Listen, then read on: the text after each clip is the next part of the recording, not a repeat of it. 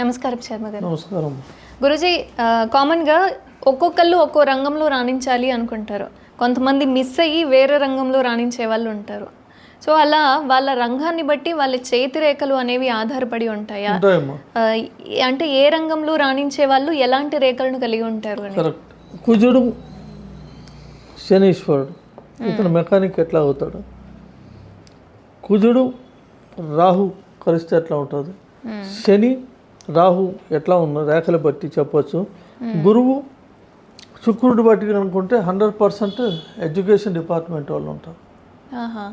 తర్వాత శుక్రుడు బుధుడు కనుకుంటే ఐఏఎస్ ఆఫీసర్ ప్లస్ డాక్టర్. శుక్రుడు రాహువు బుధుడు కనుకుంటే వాడు పెద్ద సర్జన్, డాక్టర్తో పాటు సర్జన్ కూడా అవుతారు. అంటే చిటికిన వేలు నుంచి బొటన వేలు వరకు రేఖ అనేది ఉంటాయి. ఇది చూసుకొని చెప్పాలంటున్నా, రేఖ ఉండవు ఎప్పటికీ, చూసుకునే చెప్పాలి. ఇది బాగుంది నీకు, ఇది బాగుంది, ఇది కూడా బాగుంది అంటే నువ్వు ఖచ్చితంగా డాక్టర్. అట్లా అయిన వాళ్ళు 3 మంది ఉన్నారు. ఒక ఫ్యామిలీ అయితే మొన్న చూసి అదిరిపోయాను, వరంగల్లో ఉంటారు. కనీసం అందులో ఒకటి ఆర్ఎంపీ డాక్టర్ ఉన్నాడు, మంచి లీడింగ్, మళ్ళీ మామూలుగా కూడా కాదు. Osmania university, Osmania medical college professor ఒకడైతే, ఒకళ్ళు డయాగ్నోస్టిక్ చేసేవాళ్ళు, జనరల్ ఫిజిషియన్, న్యూరాలజీ. అబ్బాబా వాళ్ళ ఇంట్లో 22 మంది ఉన్న 22 మందికి అట్ట పుట్టారో నాకు తెలియట్లేదు, అందరూ వాళ్ళే. అట్లాగా గురువు శుక్రుడు కనుక మంచి ఉచ్చాలో ఉంటే ఆడ మంచి నెంబర్ 1 ఎడ్యుకేషన్ డిపార్ట్మెంట్ కోట్లు సంపాదిస్తారు.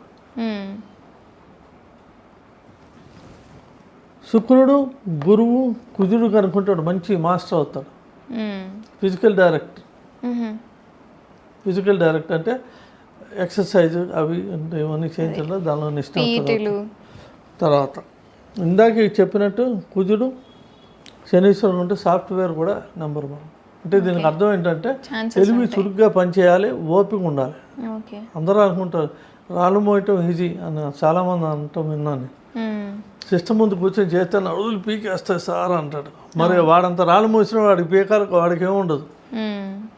కాబట్టి ఈ ఉన్న స్థితిని బట్టి కూడా ఏ ఏ ఉద్యోగాలు ఉంటాయి, ఎటువంటి ఫ్యూచర్ ఉండొచ్చు అని కూడా చూచాకి చెప్తా. దీని మీద కూడా పరిశోధన అవుతోంది. ఇంకా చంద్రుడు గురువు కనుకుంటే వాడు సైంటిస్ట్. సైంటిస్ట్ రంగాల్లో కొత్త కొత్త ఇన్నోవేషన్లు కనిపెట్టడం వీళ్ళు దిట్ట. తర్వాత శుక్రుడు చంద్రుడు కనుక్కుంటే ఇంతకు నేను చెప్పినట్టు ది గ్రేట్ గ్యాంబ్లర్స్. చూద్దాం, ఎస్పెషల్లీ ప్యాకాట్లో చేయి తిరుగుతుంది వాళ్ళకి. మిగతా విషయాలు మనకు తెలియదు. రేసింగ్లోకి వచ్చేటప్పటికి ఈ 3 రాహు, ఇందులో కూడా రేసులు ఆడతారు చూసారా. ఇవన్నీ చెప్తే ఏంటంటే పబ్లిక్లోకి రాంగ్గా వెళ్ళిపోతాయి. అంటే చేసే పని ఒకటి, చేతిలో ఉన్న రేఖలు ఒకటి, చేతిలో ఉన్న రేఖలు బట్టి ఇంకా నేను అట్లా ఆడుకోవచ్చు అంటారు. ఈ మచ్చలు కూడా వాళ్ళకి ఏం తెలియదు, ఇవి చెప్పినట్టే వాళ్ళకి గుర్తుపడతారు.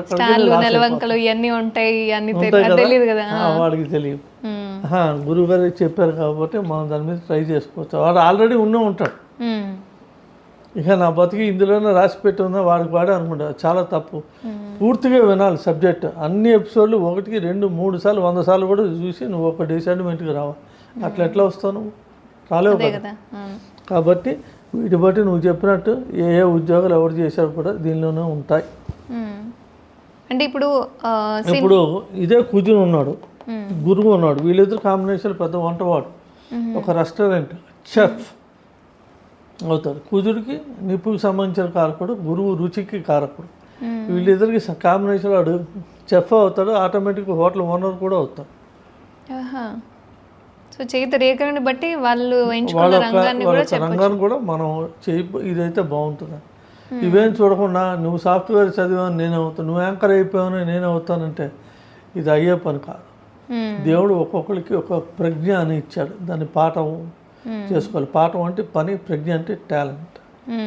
ప్రజ్ఞా పాఠవాలు ఉన్నాయని చెప్పంట, ఇదే కారణం. ఇవన్నీ కూడా చేతుల్లోనే వస్తాయి.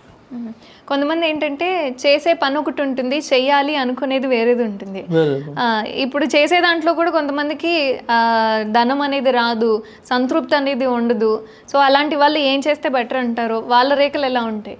వాళ్ళ రేఖలు కూడా అన్నిటి రేఖలు ఒకేలాగా ఉంటాయి. వీడు ఎన్నుకునే విధానం తప్పు ఉంటుంది, వెనకాతల ఫోర్స్ అట్లాగే ఉంటుంది.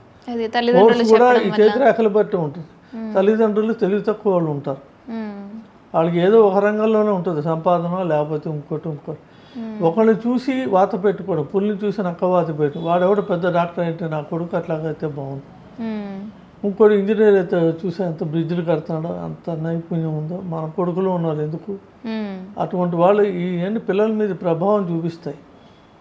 నేను చెప్పేది తల్లిదండ్రులతో తప్పు ఉంటుంది. చదివిస్తే నారాయణ లాంటి విశ్వవిద్యాలయాలు అవన్నీ ఉన్నాయి కదా, కార్పొరేట్ స్కూల్, వేస్ట్ ఇవన్నీ. నువ్వు బయటికి వెళ్తే ఒక చుక్కకి పనికిరావు. ఇది బట్టి వాళ్ళ చేత ఒరిజినల్గా చదివించాలి. విదేశాల్లో చేసేది అది, మన దేశాల్లో ఇట్లా ఏడుస్తాం. దీనివల్ల ఏంటంటే ఉన్న కాస్త నాలెడ్జ్ ఉన్నవాళ్ళు అమెరికా లాంటివి వెళ్ళిపోయి ఆ దేశాన్ని బాగు చేస్తున్నాం. నాసాలో ఇవాళ కనుక మీరు చూసుకుంటే 45% మన ఇండియన్స్ టాప్ కీ పొజిషన్లో ఉన్న వాళ్ళంతా ఇండియన్స్. ఇవన్నీ ఎందుకు జరుగుతుందంటే జాతకాలు సరిగ్గా చూడక, వాళ్ళు చూడటం నాకు కాదు, చెప్పేవాళ్ళు లేక. గుళ్ళో పూజారి చెప్పేస్తాడు, ఊర్లో అయ్యగారు చెప్పారు, పంతులు చెప్పాడు అని చెప్పి అంటారు. మన సైడ్ కామన్గా జాతకాలన్నీ వాళ్ళ దగ్గర చూపించుకుంటూ ఏముంటాయి మరి, ఎవరికి ఏం తెలుస్తుంది? కనీసం పుస్తకం చూసేనే చెప్పవా అంటాను. ఏమో చెప్పాం ఆ రోజు దేవుడి మీద భారం వేసి, అంటే భారం వేస్తే నువ్వు ఇట్లా చెప్తావా, నిన్ను నమ్ముకుని కదా వచ్చారు, వాళ్ళకి ఎట్లా చెప్తాను అని చెప్పి అందమంతో గొడవ పెట్టుకోవడం కూడా అయింది. మన వాళ్ళైనా బయట వాళ్ళైనా దేశానికి సంబంధించిన వాళ్ళు కదా వీళ్ళందరూ, దేశభక్తి నింపుకోవాలి కదా. గురూజీ నిజంగా అంటే వాళ్ళ రంగాన్ని బట్టి ఎంచుకునే విధానాన్ని బట్టి కొంతమంది రాణించే వాళ్ళు ఉంటారు, కొంతమంది ఎట్లా అంటే ఈరోజు పని చేసాము లేదా తిన్నాము అయిపోయింది, ఈ రోజుకి నెక్స్ట్ డే గురించి ఆలోచిద్దాము అనే వాళ్ళు చాలామంది ఉంటారు. బట్ వాళ్ళ చేతి రేఖలను బట్టి వాళ్ళ లైఫ్ లైన్, వాళ్ళు ఎంచుకున్న రంగము ఇది మాత్రమే కాకుండా వాళ్ళు ఏ పని చేస్తే బాగుంటుంది అనేది కూడా రేఖలను బట్టి ఉంటుందని చెప్పాను. అదొకటే కాదు, వీటిని ఏమంటారంటే జ్యోతిష్యులు గ్రహకారకత్వాలు అంటారు. ఏ గ్రహం దేనికి కారకత్వం వస్తుంది, నువ్వేం చేయాలి. దీంతోపాటు నేనేం చేయదలుచుకున్నానంటే జ్యోతిష్యం కూడా కొంచెం చెప్పాలి. చెప్తే ఇంకా ఇది ఈజీగా అర్థం. ఇది హార్డ్ సబ్జెక్ట్, ఏమో నిజమంతా అబద్ధమంతా అనుకుంటా. అంతే కదా. కాబట్టి జ్యోతిష్యం కూడా మిళితం చేస్తూ ఇవాళ ఇది చెప్పుకోను, రేపు అది కూడా చెప్పుకోవాలి. చెప్పుకుంటే ఎందుకు ఇట్లా అంటానంటే దానికి మీకు ఈజీగా అర్థమవుతుంది. ఓహో ఇట్లా చెప్పుకుంటాడు, ఇట్లా చెప్పుకుంటాడు. అప్పటితో ఏంటంటే ఇంకా డౌట్ వచ్చి నా దగ్గరకు వస్తారు. అప్పుడు ఈజీగా చెప్పడం ఉంటుంది. దీనివల్ల ఏంటి, నా కొడుకు గురించే కాదు, దేశం కూడా అభివృద్ధి చెందుతుంది. ఎంత టాలెంట్ ఉందో నేను జాతకాలు చూస్తే ఆశ్చర్యపో. వాళ్ళు ఎన్నుకునే విధానం తప్ప. ఇందాక నువ్వు అడిగింది మంచి క్వశ్చన్. వాళ్ళ యొక్క ప్రవృత్తి, యావృత్తి అని రెండు ఉంటాయి. యావృత్తి అంటే హాబీస్. ఇప్పుడు నువ్వు ఒక చోట ఉద్యోగం చేస్తున్నావు, ఒక చోట హ్యాబీగా ఇంకోటి ఏదో చేస్తావు. ఇట్లా ఒక్కోసారి హ్యాబీసే మంచి పొజిషన్లోకి వెళ్ళిపోతారు. చాలామంది పిల్లల్ని వ్యధ చూడు 4 గంటలు 5 గంటలు చూస్తున్నాడు, 4 GB అయిపోతుంది. ఎట్లా గురుగారు వెళ్తుంటా వాడు దానిలో నిష్ఠ. ఈరోజు వాడు హ్యాకింగ్ చేస్తున్నాడు. నేను చెప్పా హ్యాకింగ్ చేస్తే గవర్నమెంట్ కనుక ఇస్తే నీకు మంచి మంచి ఉద్యోగాలు వస్తాయి. వాడు టాప్ లెవెల్లో ఉన్నాడు, యుద్ధ హ్యాకర్. పాకిస్తాన్ నుంచి ఉన్న సమాచారం అంతా తీసుకొచ్చి ఇండియాకి ఇస్తున్నాడు. పేరు చెప్పను, చెప్పకూడదు, ఈ సీక్రెట్స్. కనుక వాడికి దానిలో అది ఉంది హాబీ. అది ఈరోజు ఇంటిని 10కి అన్నం పెడుతోంది. కనుక ఏదో సామెత ఉంటుంది, కాదేది కవితకి అనర్హం అన్నట్టు శ్రీశ్రీ గారు చెప్పినట్టు అన్నిటికీ ఉపయోగపడతాయి, అన్ని అవసరాలే. ఏదో చెప్తున్నట్టు ఒక ఊళ్ళో ఉప్పు దొరుకుతుందంట, ఒక ఊళ్ళో కాయలు దొరుకుతున్నాయంట. ఉప్పు లేని చోట కాయలు అమ్ముకుంటున్నాడు, కాయలు లేని చోట ఉప్పు అమ్ముకుంటున్నాడు. 2 ఉన్న చోట కలిపి ఊరగాయ చేసి అమ్ముతున్నాడు. ఇది టాలెంట్ అంటే ఇది అన్నమాట, తెలివి. వాడుకునే విధానం కావాలి. ఆ టాలెంట్ ఉంది చాలామందికి ఉంది. ఇవన్నీ కూడా దేశానికి ఉపయోగపడాలి. నేను చెప్పే చేతి మొత్తంలో కూడా నేను చూస్తున్నా కదా, ఎవరు చేయకూడా తక్కువేం లేదు. వాళ్ళ కాళ్ళే ఫీల్ అయిపోతాను, అక్కడ మచ్చ ఉంది, నాకు ఫేట్ లైన్ లేదు, నాకు ఈ లైఫ్ లైన్ ఇది బాగాలేదు, నేను పోతానా.